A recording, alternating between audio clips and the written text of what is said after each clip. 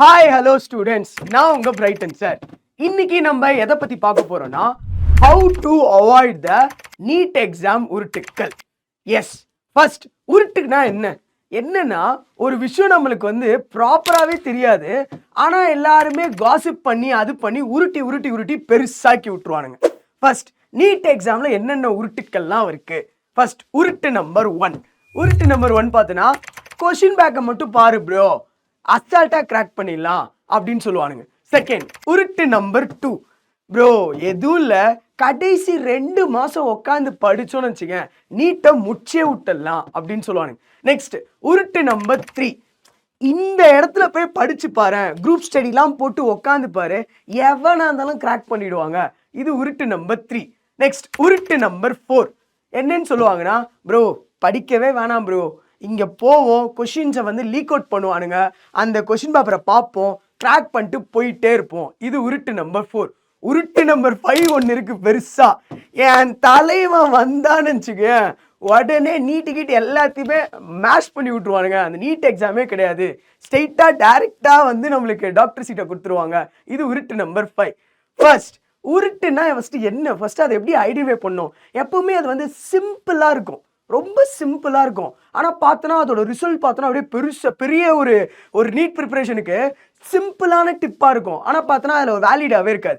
சொல்கிறவனுங்களாம் பார்த்தோன்னு வச்சுக்கேன், சொல்கிறவங்க ஓகே மரியாதையாக சொல்லணும், சொல்கிறவங்கலாம் பார்த்தோன்னா அப்படி சொல்லுவாங்க இப்படி சொல்லுவாங்க, பார்த்தா அவங்க ரியல் நீட் ஆஸ்பிரண்ட்டாகவே இருக்க மாட்டாங்க. ரியலாக அந்த நீட்டு பாத்வேல இருப்பாங்க, அந்த நீட்டை பற்றி அவேர்னஸ் உள்ளவங்க அந்த மாதிரி இருக்கவே மாட்டாங்க. சும்மா வருவாங்க போவாங்க, லைட்டாக போகும்போது மசாலா மிக்ஸ் பண்ணி தடவி விட்டு போயிடுவாங்க.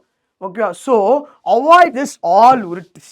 நீங்கள் என்ன பண்ணுன்னா focus on your preparation first. Sir preparation நீங்கள் சொல்லிட்டீங்க, இப்போ நீங்கள் சொல்கிறதே உருட்டா இருந்துச்சுன்னா நாங்கள் என்ன சார் பண்ணுறது? செக்கில் ஆட்டின சுத்தமான உருட்டு. ஃபர்ஸ்ட் நீட்னா என்ன, நீட் எக்ஸாமை யார் கண்டக்ட் பண்ணுறாங்க, இதுக்கு முன்னாடி என்ன ஆர்கனைசேஷன் பண்ணாங்க, இப்போ ஏன் அதை வச்சுருக்காங்க, ஸ்டில் இது வந்து ஒரு டிபேட்டாகவே சில ஸ்டேட்டில் போயிட்டுருக்கு. அப்போ நம்மளது மாறுமா?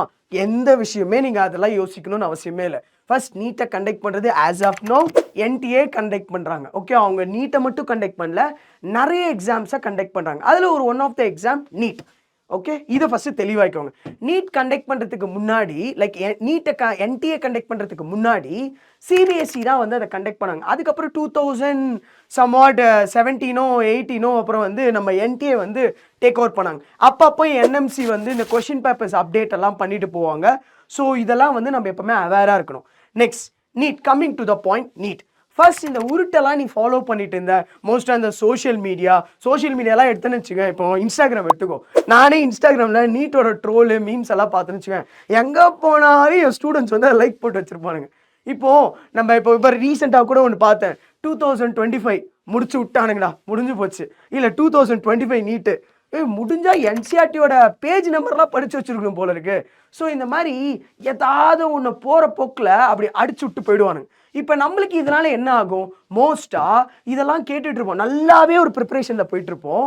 திடீர்னு பார்த்தோன்னா இதெல்லாம் கேட்டோன்னே நம்மளுக்கு டிமோட்டிவேஷன் ஆக ஆரம்பிச்சிடும். சார் கடைசி 2 மாதம் படித்தா போதுமா சார் 1 ஷாட்டில் ஒரே லெசனை முடிக்கிறேன், கரெக்டாக 2 மாதத்துக்கு முன்னாடி பிளானை போடுறேன், முடிக்கிறேன், நாக் அவுட் பண்ணுறேன் அப்படின்னு எல்லாம் பண்ணுவாங்க. ஸோ இதெல்லாம் ஒர்க் அவுட் ஆகுமா? No, absolutely. இது வந்து சில பேருக்கு அது ஒர்க் அவுட் ஆகலாம், காட் பிளஸ்ல. ஆனால் நிறைய பேருக்கு ஏன் அது ஒர்க் அவுட் ஆகலைன்னா, ஃபர்ஸ்ட்லேருந்து ஒரு நீட்டை தெளிவாக படிக்கணும். ஓகே, பயாலஜி வந்து அசால்ட்டாக படிச்சலாம் சார், பட் ஃபிசிக்ஸ் கெமிஸ்ட்ரிக்கெலாம் உட்காரணும், நிறையா படிக்கணும்னா எஸ் அதுக்கு நிறைய உட்காரணும்.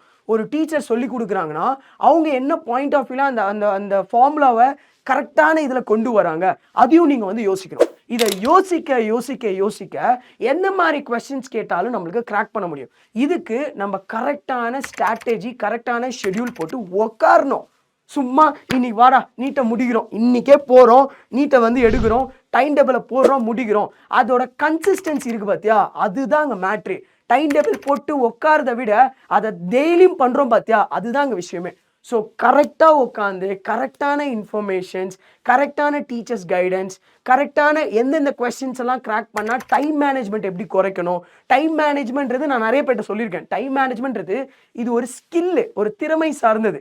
ஓகே, உக்காந்தனா அந்த நம்ம யோசிக்கிறது கரெக்டாக அந்த 10 செகண்ட் 15 செகண்டில் எந்த கொஷின்ஸ் அந்த கொஷினுக்கு ஏற்ற மாதிரி ஆன்சர்ஸ் எப்படி கிராக் பண்ணணும், இது ப்ராக்டிஸில் தான் வரணும். சரி, இதை ப்ராக்டிஸ் பண்ணால் அதுக்கு முன்னாடி உன் மண்டேல இன்ஃபர்மேஷன் தெளிவாக போய் ரிசீவ் ஆகணும். அதை வச்சு தான் நீ யோசிச்சு டைமுக்குள்ளே கிராக் பண்ணணும். சார் 2025ல முடிச்சு விட்டானுங்க சார், ஒன்றுமே பண்ண முடியல, அவ்வளோதான், நான் வந்து அங்கே போய் சேர போகிறேன், இங்கே போய் சேர போகிறேன், இல்லை நான் திருப்பி இங்கேயே உட்கார போகிறேன், இவ்வளோதான் ஒருத்தன் வருவான். ப்ரோ, நான்லாம் எத்தனை வருஷம் இந்த நீட் படிச்சுட்டு இருக்கேன் தெரியுமா, இதுதான் வரும், இதுதான் வரும். டேய், இதுதான் வரும்னா அப்போ எப்படா நீ இத்தனை வருஷம் இங்கே படிச்சுட்டு இருக்க? அப்போ தெளிவான சிந்தனைகள், தெளிவான ப்ரிப்பரேஷன், தெளிவான எக்ஸாம் மேனேஜ்மெண்ட் ஸ்கில்ஸ் இதெல்லாம் பண்ணால் யாராக இருந்தாலுமே அந்த நீட்டை கரெக்டாக ஃபஸ்ட் அட்டம்ப்ட்லேயே கிராக் பண்ண முடியும்.